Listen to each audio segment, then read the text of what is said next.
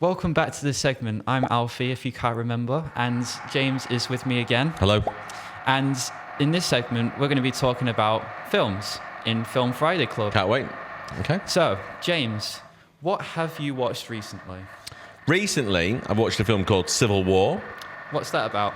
It's about, it's set in the near future in America. There's a civil war. We don't really know who's against who, but it's a civil war in America. And it's about a couple of photojournalists who essentially follow the war around, taking pictures of the horrors that materialise. It's quite interesting. Did you like that film? I enjoyed it a lot, yeah. Good. I enjoyed it so much that I'm going to make you guys watch it next week. Can't wait. Yeah, so hopefully you'll enjoy it. Yeah. But what are your favourite films? What are your top three? So traditionally, I've always enjoyed the Godfather films.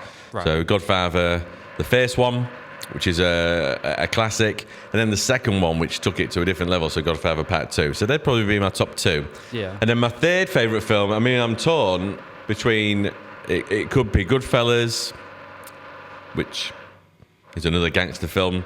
It could be Blazing Saddles, which is a rip-roaring comedy. Or it could be The Usual Suspects or Fight Club. So that's kind of like my top sort of five. Have you seen any of those films, Alfie? I have seen The Godfather. What did you think? I thought it was all right. I think there was a lot of dialogue. And I feel like there could have been more action, more. I wanted to be on the edge of my seat, but I just wasn't. Yeah, I mean, it's maybe dated because it's 50 years old. Yeah. As a film, so when it came out in the 70s, I mean, I'm not that old. I didn't see it till I was in my 20s, so a few years ago. But I think in the 70s it would have been, it would have stood out as a brilliant piece of drama, which is what it is. But I can see now that maybe cinema goers of your age want something a bit more intense. Yeah. Something that's going to shock them, a little bit more action. And for you guys, Mission Impossible 5 exists, so you're fine. Yeah, go watch all the Mission Impossibles. That's where your action is. So you're into the mob kind of films then? Yeah, not on purpose. They're just the films that over a period of time I've enjoyed the most. So do you enjoy actors like Robert De Niro? Love Robert De Niro, yeah. I can't pronounce his last name. Al Pacino, is it? I like that he did that. Pacino? Yeah, Al Pacino. Yeah. Yeah, he's good, isn't he? Yeah. Have you seen anything that he's been in apart from The Godfather? I think just one film, which was Once Upon a Time in Hollywood. He made a small appearance in that. Who, Pacino? Yeah. Okay. Yeah. I can recommend such films then as Heat, which is from the 90s. That's got De Niro and Pacino in it. Nice. And it's really good. I can also recommend The Devil's Advocate, which has got Pacino in as a sort of devilly figure, which is good. And in terms of De Niro films, there's loads. Departed, Cape Fear, Goodfellas, Casino, Taxi Driver. You've seen Taxi Driver? Taxi Driver. Yeah. Nice. So, yeah, he's been in some shockers as well, but generally he does pick good films and he does act really well. Yeah, the older actors are the most legendary actors. So James, what are you excited to watch in the future? Have you got any films that you want to watch that you really want to? There's nothing really on my list of films that are coming out. There's a film that was out recently I've not had a chance to watch yet. Maybe you've seen it, Alfie. It's called The Naked Gun. I have seen that, yeah. I'm excited for that because the original, which was out when I was about 10 or 11, was just really funny. Really enjoyed it. And they've obviously remade it with Liam Neeson, so I'm excited to see that. Is there anything you can tell me about it that's going to make me go out and watch it more, or do you think it was rubbish? I thought it was good, but I feel like it was made in the wrong time period because as you know, the funny films back in like the 1990s, the 2000s, such as like in 1980 there was Airplane. That was a funny one. Yeah. And it was funny because of its time, because of the jokes it'd have. And the amount of jokes as well. But in the 2020s now, the jokes are a little bit outdated. Do you think? And I feel like Liam Neeson has played too much serious roles for me to be comedic. I think that's why they've chosen him, though. So because he plays it straight, doesn't he? Yeah. He plays it as a straight actor, and I don't mean heterosexual. I mean not as a funny guy. Yeah. So he's not like winking at the camera, going, "Hey, here comes a joke." He plays it as like a serious actor, which I think makes it funnier. Mm. Well, I'm looking forward to seeing it anyway. Yeah, it's a good film. But have you got any films that you don't like? Give me your top 3 that you don't like. I don't know about films as such, but there's definitely genres I don't like. One of them is horror. I can't stand horror films for 2 reasons. One, it's because I think they're rubbish. But 2, they scare me a little bit. I went to see The Ring once at the cinema. Oh yeah. Watched that. I was like, okay, let's have a bit of horror. I'm not a fanny, and I didn't exactly wet myself, but I did enjoy it. I had nightmares for quite a while afterwards. Still can't watch it. So harrowing, in fact. So yeah, I just don't like them. Just don't interest me. No. Other genres I don't like. Fantasy. Fantasy, yeah. Mumbo jumbo and make believe. Not interested in that. I understand all films are kind of fantasy. They're not kind of real unless it's like a biopic or documentary. Yeah. So there's elements of fantasy, but at least things like The Godfather are based in the real world. Yeah, I like realistic stuff. No one's gonna, I don't know, ride a dragon or conduct a magic spell. So that's what I don't like. I don't like fantasy. And well, traditionally, I've never really liked musicals, but I could watch Grease all day long, which is kind of like a big musical. Yeah, Grease is the classic. So I don't like musicals, but I would watch Grease, sing along to it, maybe do the dances. What did you think of the second Grease? Have you seen that one? I have seen Grease 2. Yeah. There's a song in it that my wife sings to me. It goes, "Cool rider, cool, cool, cool, cool rider." Do you know that one?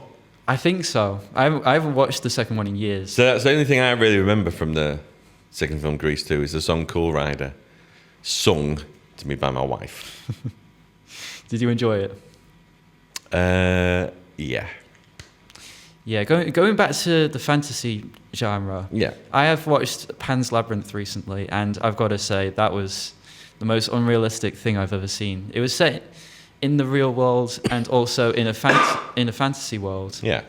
And I just couldn't get my head around it because I didn't see any point to it. I think the reason why that film is into two worlds is because you can do a little bit more with a fantasy world, can't you? Yeah. You can break down the barriers of what's possible in film. So I think that's why the story was set in those alternative realms. But you're quite right. What's the point in doing that? Yeah. Carry on. Sorry. So when you're watching a film, what do you look for the most? Do you try and look for like the passion, or do you focus on the plot, or do you focus on what do you look for in the environment as well? Okay, I look for a good story. Mm-hmm. Something that's going to keep you interested. I like a twist. Do you know what a twist is? Yeah, like a plot twist. Yeah. Yeah. It comes at the end. So I don't want to spoil anything for anyone, but The Sixth Sense, nice plot twist. Usual Suspects, Yeah. lovely plot twist. Fight Club. I mean, we don't talk about Fight Club. No, we don't. Plot twist. Devil's Advocate. Double plot twist. Oh, double. Yeah, that did ruin it for me. On the back of a DVD, it gives you like the synopsis of a film. Yeah. So I was like, well, let's have a look at this Devil's Advocate then. Let's see what it's all about. And it goes from its amazing double plot twist. I was like, right, okay. So now I'm expecting not only one plot twist, Yeah, it just makes you think. but a double. What Yeah, to just look waiting out for it. Yeah. Whereas with Sixth Sense, doesn't tell you there's a plot twist. No. Doesn't tell you that Bruce Willis is a ghost. Shit. Oh dear. So yeah, I look out for a good story, essentially, and a plot twist. But if I'm watching a comedy, and I have been known to watch a comedy, Police Academy, Step Brothers. Oh, I love Step Brothers. This is Spinal Tap. All good comedies. I just want them to be funny. Yeah. I don't care how the jokes come. I don't care if they're offensive. In the confines of my own home, I just want to laugh. And if it's going to make me laugh, that's what I look out for in a comedy. I don't even care about the story. Yeah. It's all about the jokes, the laughs. And can I maybe steal some of them jokes and use some of them in everyday life? That's what it's all about for me. And I do that. Yeah, you do expect something from each genre. Yes, yeah. What do you look out for when you watch a film, Alfie? I like to look out for the unique kind of stuff. Like, I like to focus on films' cinematography, since I am going to be I hope to be a cinematographer one day. When you say cinematography, maybe the viewers don't know what that means. What does it mean? A cinematographer is someone that is behind the camera in films. They are part of a film crew, and they can also be directors of photography as well. And hopefully I rank myself to get into that position, because as you start out, you have to be a runner, Okay. which is like checking out the cameras, see if they're in the right places, if they're on the right settings. And you just work your way up until you're allowed to... So the cinematographer is behind the camera, but what are they doing behind the camera? Well, they're just told what to film, I presume. I haven't looked into it too much yet. I am planning on doing that. But So when you're looking at the cinematography on a film, what are you looking at? I'm looking for its what it's got in like the shot. I'm looking at the camera angles. Okay. I'm looking at its movements. So how it's like framed, how it's shot, Yeah. how it works. Yeah, so I watched a film recently called The Budapest Hotel, Yeah. Grand Budapest Hotel. And I was looking at how it was shot. And it had a lot of stilled kind of shots. It didn't have much movement with the So camera. it's just static. Yeah, and it focused on its rule of thirds. If you don't know what rule of thirds are, it's basically what's in the frame and where the things or people are supposed to be positioned in the rule of thirds. And it had a lot of that in the film. That's good. So you noticed that. Yeah, and I also saw its colour theory as well. I thought it was amazing because A lot of pinks. yeah, like when they fell into that truck, there's a lot of pink products in there, and it made it all pink. And yeah, I just loved how it was shot. Yeah, excellent. I've been inspired by it. I can't wait to see what you produce then in homage to what you've watched. Yeah, it's make good things. James, what would you recommend to the audience? Like, what movies would you recommend? That's a great question. I think I would recommend films that I think young people might enjoy, but maybe stuff that they've missed out on from being young. So, for example, in the 90s, there were some fantastic films that came out. And it was just before studios started doing loads of remakes, loads of superhero films, etc. So there was quite standalone, unique, brilliant films to be made in the 90s. So I would recommend a film called The Usual Suspects. I've heard of that one, yeah. It's really good. I don't want to say too much about it because it's it has got like a famous twist ending. Another twist. All I can say is watch it. It's amazing. The acting, the story, Yeah. maybe even the cinematography. So I recommend The Usual Suspects. I recommend a film called Fight Club. That's classic. It's not about fighting. No, And we don't talk about Fight Club we don't. as well. So I recommend that. I don't recommend it to my daughter. My daughter's 12. And what she does is, she always asks me, can we watch Fight Club? No, Jessica. Not old enough yet. Can't watch Fight Club. Nope. Run along. So sometimes, like, if I'm out of the house, she'll send a picture of her sat in the living room and she's put Fight Club just on the screen.